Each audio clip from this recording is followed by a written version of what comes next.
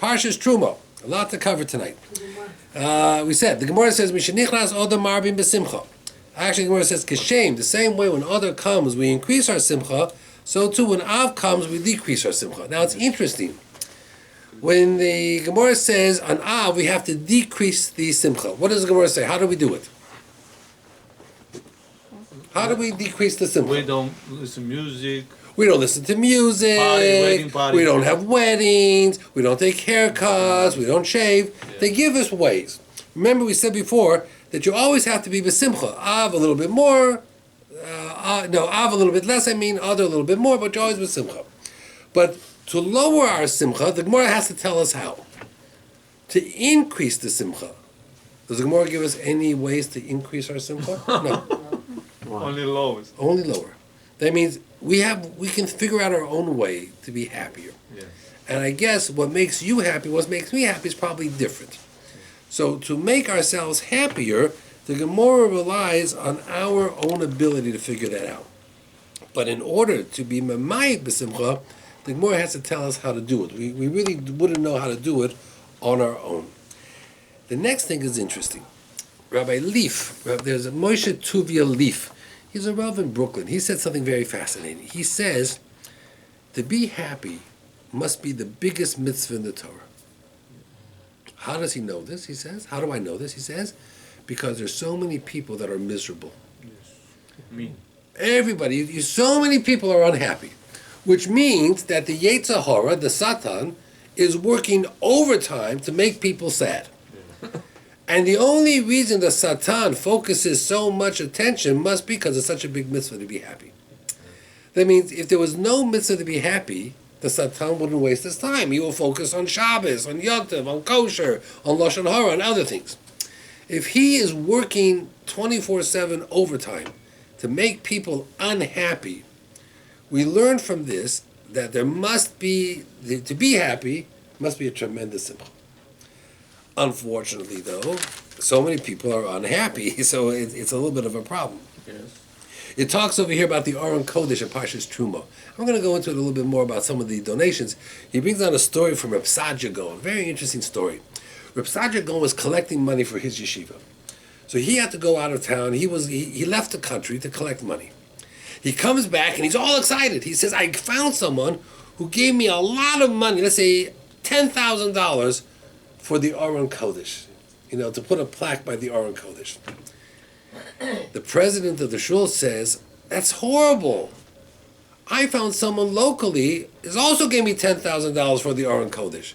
We can't sell the Aron Kodesh twice. What are we going to do? So Rav Sadia Gaon says, no problem. The guy who gave me money for the Aron Kodesh, I'll use it to buy benches and tables in the shul. He says, Rebbe, how could you buy benches and tables in the shul? He gave it for the Aron Kodesh. He says, well, there's two Aron Kodeshes. There's the written Torah, Torah Shevichtav, and there's Torah Shebal Peh. The written Torah, that's the Aron Kodesh. Yeah. But the Torah Shebal Peh, this is where we do it. We sit around tables and chairs, and that's where we learn Torah Shebal Peh. So that's also the Aron. This is the Ark. This is the Aron for the yeshiva boys. So his money will go for the written Torah. My money will go for the oral Torah. That's what Reb Sadia Gaon said. And it's very interesting that when Rabbi Elazar ben Azariah took over from Rabban Gamliel, what does the Gemara say? He opened up the doors of the Beis Medrash, and he added 300 benches, 3,000 benches. What does that mean, they added benches? Because all these students came. Torah Shebal Peh. What was their Aron? Their Aron is the benches that they had. It brings down, the Baal HaTurim says, and we'll talk about this a little bit more later on. It says Moshe had difficulty understanding the menorah. Okay? Now, let's jump ahead for a moment. Moshe had difficulty understanding a few things. They bring down the Meforshim that Moshe had difficulty understanding not only the menorah, but there were other things as well that he had difficulty. I'm trying to see if I can find that section that he talks about it. Oh yeah. It says three things Moshe Rabbeinu had difficulty understanding. The menorah was one. Rosh Chodesh, he didn't know how the structure of the moon, the shape, the direction. And Shrotzim, the grasshoppers, which ones were kosher, which ones was not. Some people say the Machzitz HaShekel, the half shekel coin, he didn't understand. At any rate, so what did Hashem do? Hashem showed Moshe a picture of the Aron. He said, look in the fire, you'll see a picture. It wasn't enough. He still couldn't do it because it had to be made from one solid piece. So then Hashem said to Moshe, okay, Moshe, I'll tell you what you're going to do. Gather all the gold, throw it into the fire, wait a few minutes, and the fire will throw out the menorah. And that's what happened. Okay. Comes the Kruvim. The Kruvim are those two little angel-type creations on top of the Aron Kodesh. They were also made out of one solid piece of gold. They also were very difficult to do. Moshe also had difficulty figuring out how to do it. Why didn't he throw the gold in and have them come out all made? So the answer that he gives is a very interesting answer. The Kruvim represent Torah, education. Two children learning Torah b'chaverusa. He says when it comes to raising children, and when it comes to teaching children, and when it comes to learning Torah b'chaverusa, Hashem had a message to Moshe. You know what the message was? There's no shortcuts. You got to figure it out. How to do it. You just can't throw it into the fire and have it come back. It doesn't work that way. For the menorah is fine. For everything else is fine. For pots and pans and dishes is fine. But when it comes to the Kruvim, which represented Torah, you need to work hard. And if you don't get it right the first time, you try again. And you need to daven a lot. There are no shortcuts. And it says that here by the Mishkan, we have the terms ure'eh, look, see. And we have also that term, the Baal HaTurim says one at a time. Urei vonim levanecha shalom Yisrael. Look at your children, let there be peace amongst Israel. That the concept of the Mishkan and the children have a similar concept. And there are no shortcuts between the two. You need to do both together. Without one without the other, it won't work. Okay. Famous thing over here. Zahav, Kesef, and Achoshes. There were three types of material. Gold, silver, and copper. So they say it's Rosh Tevos. There's different breakdowns of the letters. Zahav, one opinion says, it stands for Zeh Hanosein Bori. A person who gives donations when he's healthy. That's the highest donation. Guy's healthy, he still gives you money. Kesef, that's Kishara Sakono, when a dangerous situation is coming. Poteach, he opens up his wallet and he says, here Hashem, please help me out of this dangerous situation. Nechoshes, the lowest level. Nodar, when a person promises money. Chole, when he's sick. She'omar Tenu, so he says, here, take. I want to give because I'm having serious surgery. So there are three givers. The type of person who gives when all is well, type of person who gives only when it's dangerous, and the type of person who gives only when they're sick. There's another opinion that says this represents all the times we read the Torah. Zayin is Shabbos, the seventh day. Hey is Thursday, Beis is Tuesday. Kesef, Kippurim, Sukkot, Pesach. Nechoshes, Nerot is Chanukah, Ches is Chodesh, Shin is Shavuot, and the Tov is Ta'anit, on a fast day. Okay? So, in those words of Zahav, Kesef, and Nechoshes, you have all the times we read the Torah in the calendar year. Base is Tuesday, Monday. Monday. Second day. Correct. You said Tuesday. I meant Monday, sorry.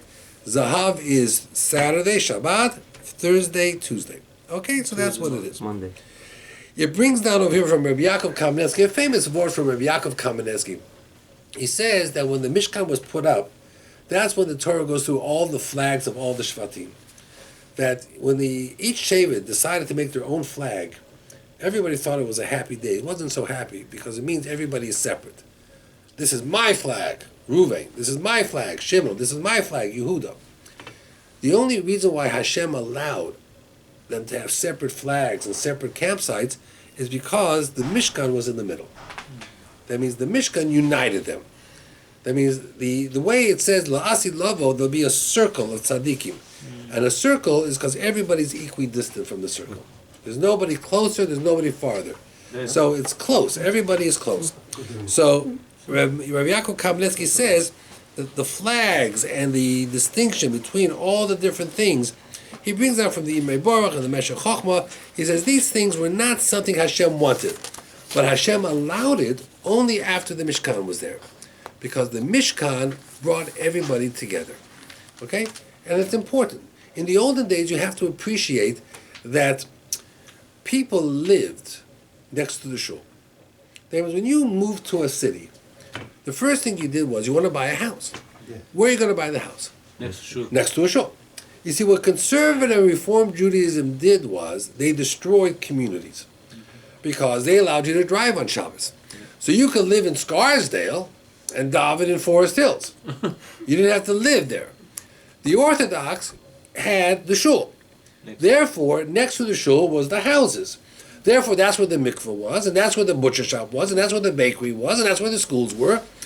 The community was built around the Beit Knesset because that's where you had to be. That's where the people lived. Conservative Reform Judaism lost community because they could drive. They didn't have to be near the shul. The shul could be out in no man's land. So they lost that camaraderie that comes when everybody lives together. Back home in Uzbekistan also. Mishkan. They all lived near the shul. That was the Mishkan. They're losing Mishkan problem. That they lost the concept of Mishkan. Now the next thing is very interesting. Listen to this. It talks about the different material, and one of the material it brings is skins of techashim. Now, what is the tachash? So, the Gemara says, it's the Maharal brings it down also, but it's brought down. Rashi brings it down that the tachash was an animal that was created in the desert only for the desert. Now, we have this tachash earlier. We'll talk about that in a moment. But the tachash was a kosher animal, which we don't know what it is, and it existed only during the desert, when they were there for the Mishkan. When we list all the kosher animals and non-kosher animals, the tachash is not there anymore. It had to be kosher, because if it wasn't kosher, you couldn't use it in the Mishkan. You could only use kosher animals. But they were korban with that? They didn't bring a korban. No. They killed it. Skin. They shechted it. Yeah. They used the skin for hides. Oh. Some people say that the tachash was the unicorn. And the tachash, the skin was multicolored, all different colors. And whenever you see in the cartoons unicorns, there's always a rainbow that goes with it. What's unicorns? Unicorn was a mythical animal that had one horn in the middle of its head. Unicorn, one horn. So some people say that was the tachash. Okay. To go a step further, Unicorn is not kosher, no?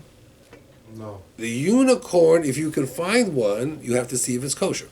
This animal called the tachash Oh, tachash was kosher.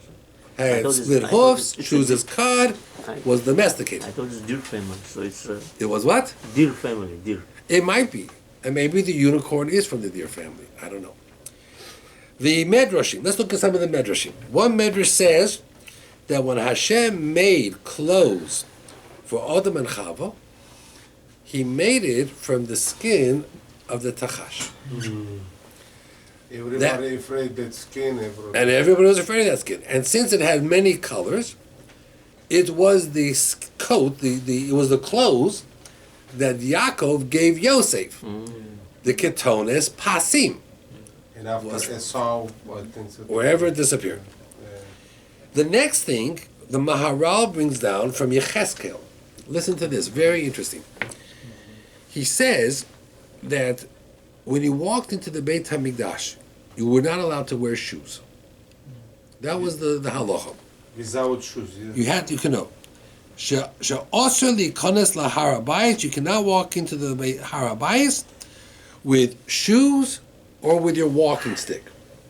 Moshe could walk in with his stick, and so did Aharon, because those sticks came from Shemayim. They were gifts. They were not from wood that we have. It's natural. Natural. They were from Shemayim. Yeah. So the Maharal says that in the desert, they made from the tachash thousands of pairs of shoes. Thousands. And think about like the Chinese. When you walk into a home of the Chinese people, what do? You take off your shoes, and what's right there? By the front door? I've never been there. Slippers. Yeah. So you can put on slippers. If you ever fly Japanese or Chinese airlines, they'll come around and they'll say, if you want to take off your shoes and you want to walk around the plane, we'll give you a pair of slippers. Wow. Okay? Why? Because you should not walk around in your socks. Now, when you walk into a home, I don't do this. I don't take off my shoes. Do you take off your shoes when you walk into someone's home? Yes. You do. Sometimes yes, sometimes. Sometimes yes, sometimes no. And what do you walk in? You walk in your stocks, your stockings, right? Your socks. Sometimes they give you slippers to wear. Who gives you slippers? The owner. The owner. Yeah. My father never let us take off our shoes. Never. I'll tell you why. Because he grew up in a Hasidic home in Europe. And in Europe, when you were ba'avelut, you took off your shoes and you walked in socks. It means somebody died. Somebody died.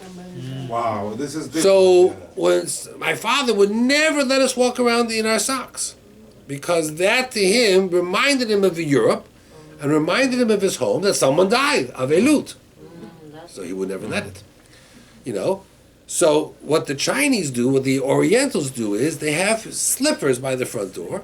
So when you come in, Take off your shoes. take off your shoes and put on the slippers. Okay? So the Maharal says that in the Beit HaMikdash, they had these shoes. So when you came, you could take off your boots or your shoes, and you could put on these slippers. Now, next year I have a whole thing where it brings down that Kohanim, one opinion says the Kohanim always got sick. Why?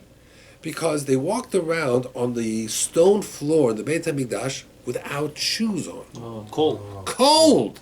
Imagine the weather the last few days, and you couldn't wear a coat or a scarf because you had to wear 4 garments. Yeah. And they were thin, they weren't heavy garments. So they did the avodah all the time. 24/7. Summer, winter, it makes no difference. Yerushalayim, it was snowing, they were out there doing the avodah. And they were walking around in the months of November, December, January, February. Now, some opinions say that under the Beit HaMikdash were pipes. The heat And they pipe. heated water, and they ran the water. We call that radiant heat. That the floor was warm. Meaning, some houses have this heat under the fancy houses. Radiant heat. At that time? At that time. Wow. The brilliance of Shlomo HaMelech, that he put these pipes in. He had 2 sets of pipes, because on the Korbanot there was a lot of blood and a lot of water. So he had pipes that the blood would go into the pipes and wash its way out. And then he had big fires that heated water that they poured that went into these pipes under the Beit HaMikdash. And the Beit HaMikdash, no matter how cold it was warm because it had radiant heat. But there are some opinions that say that they got very sick, the Kohanim. They were constantly ill because of the conditions. The Maharal says from the Yecheskel, from Sefer Yecheskel, that they could wear these shoes. That people and the Kohanim could wear these shoes. Because these shoes were not made from earth. They were tchashim. They were made from animals that came from Shamayim. So they were special shoes, he says. And he says that Minalayim shel tachash shani was different. Shehu dover haba min hashamayim. It came from the heavens. Ve'en gidulo ha'aretz klal. It didn't grow from this world. El shorosho b'mokam tahora gomor. It came from a holy place. V'nase bo hamishkan. And the Mishkan was made from it. So therefore, you're allowed to walk with it in the Har Habayis. Fascinating. Fascinating from the Otzer Pelos HaTorah that you could walk around with shoes. Okay, let's go a little bit further. Shlomo HaMelech built the Beit HaMikdash. Yes. How many years did it take him? 7 years. Minimum, 7 years. The Pasuk in Malachim Aleph says that he had 150,000 workers just for the stonework. It says here that he had 70,000 transporting the stone, and 80,000 cutting the stone out of the mountains. Now, figure that out. He employed 150,000 people, which meant he had to clothe them, feed them, house them, pay them. Yes. 7 years. It's a massive operation. A lot of A lot of money. A lot of money, you know. You talk about having to budget to raise Budget, money for yeah. a budget.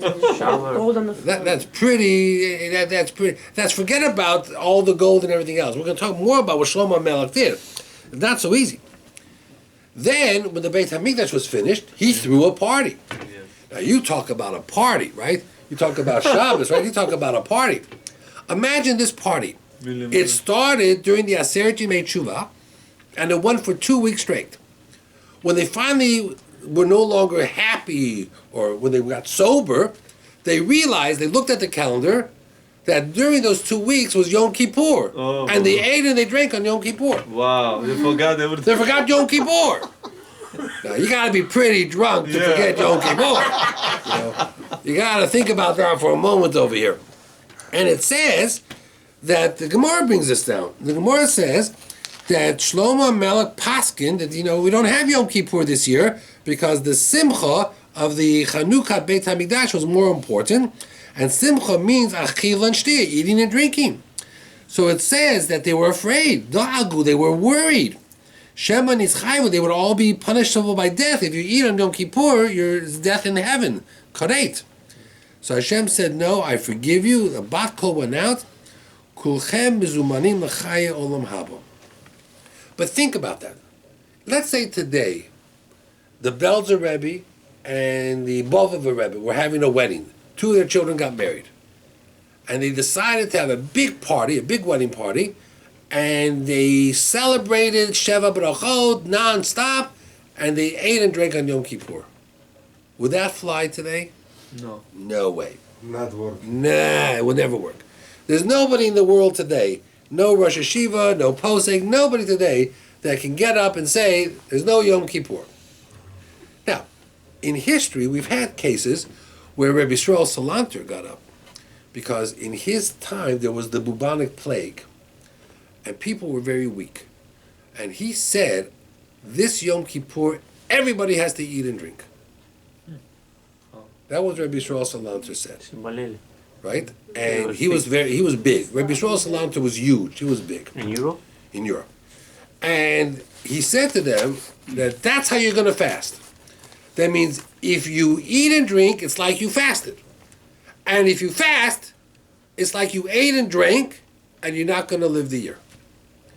And there were people, many who listened to him, but there were people who said, no, I'm not going to eat and drink on Yom Kippur, even if the rabbi tells me. And them die. They all died that year.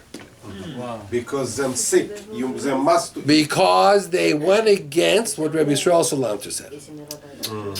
And Rabbi Yisrael Salanter was well known. I mean, he's like the Chofetz Chaim. He was a Gadol Hador. You know, when he said things, when they were doing the bubonic plague and the cholera, there were epidemics. People were afraid to bury the bodies because they were afraid they would catch the disease, the infection. And What epidemic was it? What? What epidemic? Bubonic plague and cholera. There were two during his lifetime. Bubonic plague? Bubonic plague. You don't know about that. It's called the Black Plague. The Black Plague. So he said, he organized the Chevra Kadisha to do it, and he told them that whoever does this holy work, he will protect them. They will not get sick. And no one ever died. Under his guidance, they buried bodies. No one ever had an infection. No one ever died. Okay? You have to understand who Rabbi Yisrael Salanter was. What? Yeah, he was big. He was huge. You know, he had the shoulders for those type of decisions. The next thing is shocking. I'm going to tell it to you because, you know, these are midrashim. The next thing is shocking. During that celebration, when Shlomo HaMelech was eating and drinking and partying, and they forgot Yom Kippur, it was during that time he married Bat Paro, the daughter of Paro, which we know was not a good move. It was going to cause him a lot of problems. The next morning, the Beit HaMikdash, the first day, the opening of the Beit HaMikdash, everybody was there. The doors were closed. Who had the key? Shlomo HaMelech. And he was sleeping. His mom. Is 6 o'clock, 7 o'clock, he slept till 10 o'clock in the morning. And it was 4 hours late. He overslept by 4 hours. Wow. Okay? They didn't know what to do. They needed the keys. They needed to bring the korbanot. They weren't going to wake him up. So who did they go to? Mom. His mother. They went to Bathsheba. And they said to Bathsheba, you know, we got a problem. Shlomi is sleeping. And you're the mama. And we need the keys. And she went in. Only a mother could do this. And she let him have it. And he was so taken by this, it says that afterwards he wrote a poem in her honor. And he called the poem Eshet Chayil. His mom. His mom. For his mom. He wrote a poem, this poem, Eshet Chayil, that we sing. Every Shabbat we read We this. sing. Now, the next piece is even more shocking. Okay. So the Medrash says, how come he overslept? Yeah. That means, I understand in those days they didn't have alarm clocks. Yeah. But usually the sun comes in, the sun wakes you up. Yeah. So it says that Bat Paro made curtains for the windows. Oh, cover. And on the curtains, what did she put? She put stars, pictures of the moon and stars. So when the sun came in, the stars started to shine. Oh, getting So Shlomo got up, looked out the window, and he saw stars. So he thought it was nighttime, so he went back to sleep. So it's trying to show you that a good wife Take care kicks of you out of bed in the morning to go to the minyan. But a wife who's not a good wife, She lets you sleep. she lets you sleep late. Oh, no. But it's an unbelievable medrash. The medrash says she made a parochet, a curtain, the kovabo kamin kochavim umazolet, and she embroidered stars and constellations and the moon. And every time Shlomo wanted to see if it was morning, he would get up, he would look at the curtain, not realizing it was a curtain, and he saw the stars. No hands at that time. What? No hands to... Nothing. So, No, I mean, you know the chickens... it was pretty crazy. Rooster. No rooster. It was a crazy story. I got a few more crazy stories for you tonight. That's not the only crazy story you're going to hear from me. So it's a wild story. Then it says that during the second Beit HaMikdash, it was so dangerous that every time they built anything, the people who lived around, because there were a lot of goyim living around. Sancheriv had mixed up the whole world. They would come at night and they would destroy everything they built. So the workers could only build with one hand. They had a sword holding their sword To fight. to be ready to fight in a second, and they had to build. So it took longer to build the second Beit HaMikdash because they couldn't use both hands. Then came Hordis, who killed out the whole house of the Chashmonaim, and all the Chachamim. He left one rabbi left, Baba ben Buta. He realized he made a terrible mistake. He asked Baba ben Buta, how can I fix this? And Baba ben Buta says, rebuild the Beit HaMikdash. And they say he doubled the size. That's where we have the arch, the Robinson's arch, and he built a whole extension to the Harabait, which you have tunnels. And you would go through a tunnel, and your eyes was dark, so your eyes, became small. When he came out, the Beit HaMikdash, which was marble, reflecting the sun, looked like bright lights. It was the effect of coming from the tunnel into the bright light. It looked like it was an angel. The Beit HaMikdash was gorgeous. So much so that the Gemara says, whoever did not see the building of Hordis never saw a beautiful building in their entire life. Even though the second Beit HaMikdash did not have certain things. It did not have the Shekhinah. It did not have the Aron Kodesh. It did not have Ruach HaKodesh. It did not have a fire coming down from Shamayim on the Mizbeach. And it did not have the Urim V'Tumim. It had the breastplate, but it didn't work.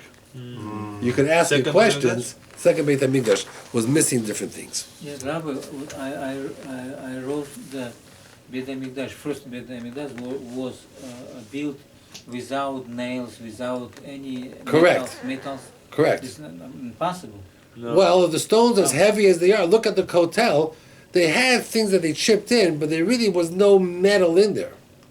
Yeah, Even but the how they even cut the it? Western Wall No, now. How they Shamir, cut the Shamir. stone from the- They shamir, they cut it with a shamir, but with the mountain they cut it, I guess, with metal, Yeah. but they got the shamir. Now, the next thing was very strange. Listen to this. The next thing is very interesting. The Mishkan was 10 amos high. Yeah. According to the Gemara, Moshe was 10 amos high. So they ask, how could he go in? The only way he could go in is if he bent down, which was a little bit unusual. But some Sephardi shuls, by the front door where you walk in, they have a curtain forcing you to bend down to go in. When he was the Kohen Gadol, he had a hat on. So now, for sure, he was in trouble. Yes. How could he go in? He would be bending down. So the Brisker Rov has an unusual answer. He says when they settled, and they were going to make camp, they took shovels and they dug 2 feet down. So from the outside, the Mishkan was 10 amos. But from the inside, it was 12. And this way, when you went in, you went down a few steps, and Moshe could stand. So every time they relocated, they had to redig the area with shovel, 2 feet. Wow. 2 feet, 3 feet, 4 feet, whatever it was. Why? He says that the Beit HaMikdash, there wasn't the excuse, I ones, Rahmana Patre, I'm exempt, I can't do it.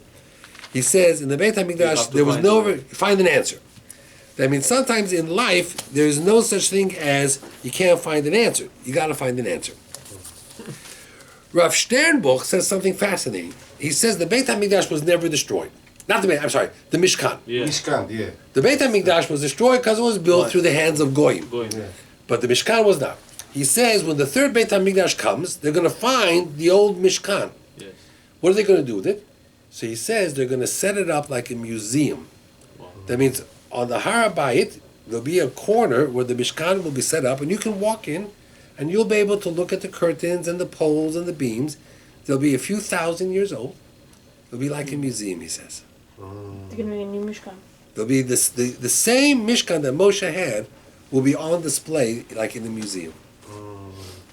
Fascinating. It says, take for me Terouma. So we know it's very hard for people to give tzedakah. That's why the Hebrew word for money is called damim. And damim also spells blood. Because money, people look at their money that they made with blood, sweat, and tears. It's their blood money. The Yalkut Shimoni says there are 3 loves a person has. His family, his money, and his good deeds. When he dies, Good deeds. good deeds. Ma'asim tovim. Wow, massive. When a person dies, the money in the bank stays in the bank. Can't help you. The family takes you to the grave, and that's as far as they go. Хороший деяние. But the Ma'asim They Tovim, always go with they you can any go place. with you. Хорошее деяние. They can go with you all the way up. Yeah. Okay. The next thing is already, I want to read you some Gemara, but I have one more thing I want to share with you, and then it's very, very interesting. The Pasuk says, Pasuk Yud Ches, it says, make 2 kruvim. Then it says in the next Pasuk, make 1 kruv on this side, 1 kruv on this side. And between them is Right. God talking. God spoke. So Rashi says that it sounds like make 2 kruvim, and then make 1 here and 1 here, and almost as if there was 2 on each side. So Rashi says, no, don't make that mistake. There were only 2 kruvim. Because the kruvim was a graven image. If not for God telling you to make it, what would it be considered? Avoda Zara. Zara. An idol. You can't make it. Yeah. Okay. All that is beautiful. Moshe made 2, finished. Here's the problem. Shlomo HaMelech, when he built the Kodesh Kedoshim, what did he make inside? He made 2 more kruvim. Did you know that? No, I don't know. Why? Why? Well, that's a good question. Why? Okay. Here is the Kodesh Kedoshim, the Aron is inside. He made 2 kruvim on either corner, 20 feet high, out of olive wood. And he covered them over in gold. So it says, Vayas b'devirsh, this is from Malachim Aleph, Shlomo made, Shnei kruvim atzei shemen, wood of shemen, oil, olive wood. Eser amos kamosa, 10 amos high, 20 feet. And he covered them with gold. So now, when you came into the Kodesh Kedoshim, the Aron was down here, and if you looked up, there was these huge kruvim on either side covering the Aron. So the Or HaChaim HaKodesh says, how could he do that? That means the Beit HaMikdash was not, he didn't have an interior decorator who says, hey, let's do this, it'll be nice, it'll be cool. Shlomo wasn't doing things that were cool. He did things that Hashem told him to do, we hope. So the Or HaChaim says, this pasuk that Rashi says, be careful, don't think it means 4. Shlomo said, no, it does mean 4. Moshe only made 2, I'm going to make the other 2. So then the question is, who gave him the right? Yeah. And the answer is shocking. Take the word Shlomo. Guess whose name is inside Shlomo? Moshe. Shlomo is Le Moshe. Shlomo says, I am Moshe. I am the continuation of Moshe's job. Moshe would have done it, but it was too hard to transport. The Mishkan kept moving, you know. You can't take 20 feet high kruvim and carry them. They were hard to carry. So Moshe didn't do it. He left it for me. That's why I'm called Shlomo, Le Moshe. I mean, you can't make this stuff up. Some people think I do, but you can't make this stuff up. You know, it's really wild. It's really wild. And there's a lot here. Now, I don't know if I'm going to be able to go through all of this. Maybe we'll go one more thing. There's a pirush that says that every person is a miniature Beit HaMikdash, a miniature Mishkan. We're miniature. He says the Kodesh, the Aron, is our brains, our head, our thinking. That's where the Torah is. The Shulchan, the menorah, are our eyes, because the way we see things, we decide how we feed, the Shulchan, and the menorah is how we're kind to other people. The nose is the Mizbeach HaKetoret, the spices. Yeah. And the outside Mizbeach, which brought the korbanot, is our mouths, because that's what we eat. He says, I saw somewhere, I think this is from the Chidah. He says that there are 613 mitzvot, 248 positive, 365 negative, which represents the parts of the body also. He says, if you go through Parshas Terouma and you add up all the pieces, there were 48 beams and 100 sockets and 10 curtains and 50 clasps and 1 panochet and 4 columns and 100 loops and 11 other curtains and 100 other loops. And you add it all up, he says. 613. 613. It's amazing. That means, you know, when you buy a Lego set, have you ever seen on a Lego set, on the outside, what does it say? How many pieces, right? He says if you bought a Lego set of the Mishkan, on the outside it would say how many pieces? 613. Wild. Okay. I get a mazel tov a little bit. A little bit. What's my mazel tov? I finished Yerushalmi. Right? Remember I told you I had this project, I was going to go through Yerushalmi. You know, I went through Bavli, I went all, you know, you're learning the Gemara Bavli, right? Yeah. You know there's something called Yerushalmi, right? Yeah. Did you ever learn Yerushalmi? Not yet. Not yet. I finished Yerushalmi. So even though this volume is not the last one, it was the one I left to the last, I want to share with you 1 or 2 stories from this Yerushalmi. You got to hear these stories. I want to share with you a story. Listen to this story. It's in Terumos. The story goes as follows. Reish Lakish, no. Rabbi Yochanan was walking to the Beis Medrash, and he was attacked by robbers called Balei Kanya. That was the name of their gang, the Balei Kanya gang. He was mugged. They jumped him, and they stole his money. They stole his wallet, they stole his money. When he gets to the Beis Medrash, he's a little shaken, he's a little scared, and Reish Lakish is there waiting for him, because he used to learn with Reish Lakish, Rav Shimon ben Lakish, and he asked him questions, and Rabbi Yochanan didn't know the answer. Like, his mind was elsewhere, he was distracted. About his, So Reish Lakish said to him, Rebbe, what's wrong today? You're not focused. What's wrong?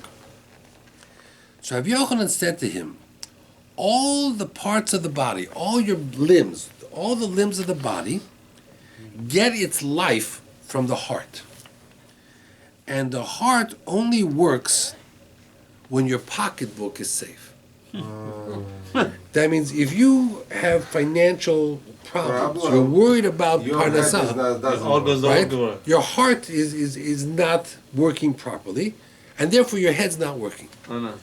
So Reish Lakish said to him, what are you talking about? What happened to you that you're worried about your money? He said to him, on my way to the base medrash, I was robbed. I was jumped by robbers, by a gang, and I was robbed. He said, well, do you know who they were? Do you know which group it was? You know, in the old days, it was the Bloods, the Crips, Yes. you know, was it the Russian Mafia? Was it the Asian Mafia? Italian. Who did Yeah. it? Was it the Italian Mafia? I want to know, who did it? Was it, the Genovese group, or was it the Bonanno group? I want to know which mafia. So he says, I know, it was the Bale Kanya, the most dreaded, ruthless, most frightful group of robbers in that time. So Reish Lakish says, you sit tight. I'm going to get your money back. And Reish Lakish goes, and he finds their hiding spot, and he says to them, you stole from my teacher, my Rebbe. I want you right now to give me back his money. And they said to him, we'll give you back half the money. He says, no, I don't want half. I want all of it. And they gave him back all of it. Why? What? Now, the question is why, right? You asked the Before question. very big rabbi He was a too. gangster. Oh, I remember. There you go. There you He go. was a gangster himself. Before he became Reish Lakish, Yeah, he was gangster. he was the king of the gangsters. Oh, So as scary as these group of robbers were, who was more scary? He was. So what did he do? He took off his suit and tie, and he must have put on his gangster clothes, and he went out there and he said to these guys, you know who I am? who I am? I am the head of the guy. Godfather. I'm the godfather of all the godfathers. And you took money from that rabbi. Give it back. And they gave it back. Yeah. And he continued his. Then he got back up, gave his Rebbe money, went back and learned Torah. Give me the lessons, yeah. Now we can learn Torah. So this is a fascinating thing. Listen to the next story. The author of the Mishnah was Rabbi Yehuda Hanassi, Rabbeinu HaKodesh, Rabbi HaKodesh. So it says that there was a kid, not a Jewish kid, his name was Diklot, a young kid in Tiberia that all the Jewish kids made fun of and would harass and would bully him. And the rabbis didn't do anything about it. And eventually this little Diklot grew up and he became the Caesar in Rome. He brings down over here that he is the Caesar Dicolentinios, who ruled the Roman Empire from 284 to 305. So this little kid became the Caesar. He said, I'm going to get even with those kids and those rabbis. And he sent a messenger to go to Rabbi right before Shabbat and say to him, I order you to appear before me an hour after Shabbat. Now, Rebbe was in Tiberia. There was no way he could get to Rome in an hour. As Rebbe was going into the bathhouse right before Shabbat, there was a certain Shindalit. A Shindalit is a demon who was laughing at him. And he was there with one of the other rabbis, Rav Shmuel bar Nachman. And Rebbe says, I'm going to chase that demon away. He's making fun of us. And Rav Shmuel bar Nachman said to Rebbe, leave him alone. I've had dealings with him. And every time I've dealt with him, he's done a miracle for me. So something is wrong, but we may need him. He got the message. He said, how could I be in Rome an hour after Shabbat? This demon came to service Rabbi, and he transported them, and an hour after Shabbat, they were at the emperor's palace.